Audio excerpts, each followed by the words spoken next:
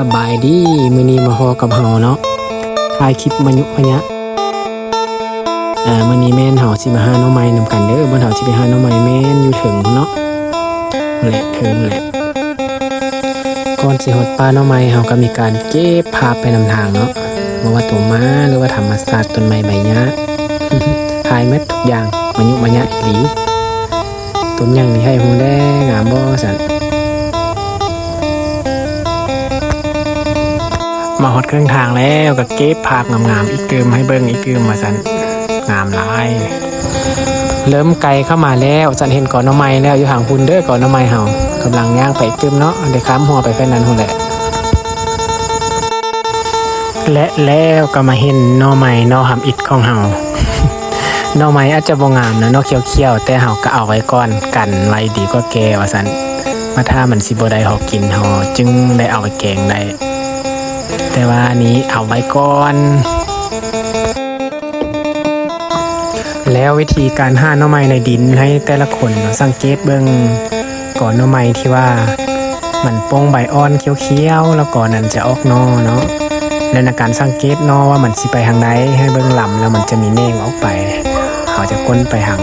ด้านที่ว่าเป็นแหน่งของมันเนาะเราจะเห็นหน่อไม้แบบนี้แหละแล้วหน่อไม้ลำนึงมันจะมีหลายๆหน่อซ้อนๆกันลงไปเนาะเบิ่งเด้อเพราะว่าเขาจะสับอายุนี้มีประมาณ 6-7 หน่อหั่นแหละเนาะ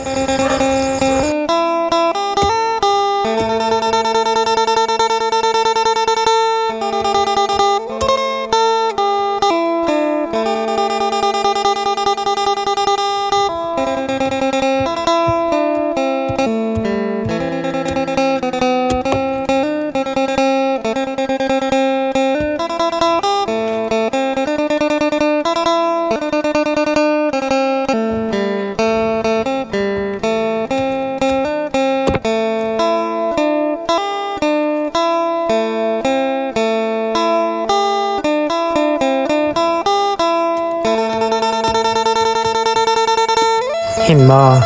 หน่อไม้มันจะซ้อนกันลงไปเนาะ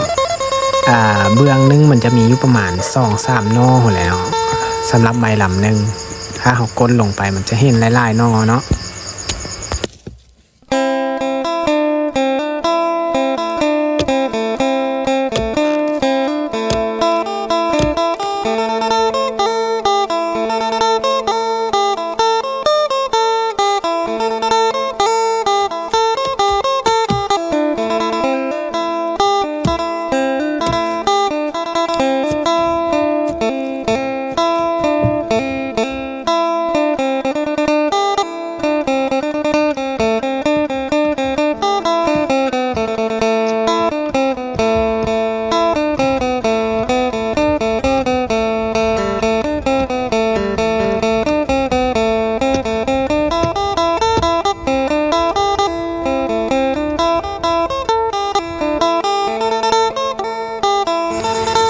และนี่ก็คือผลงานของเฮาในมื้อนี้ว่าซั่นก็พอได้แกงอยู่ว่าซั่นเด้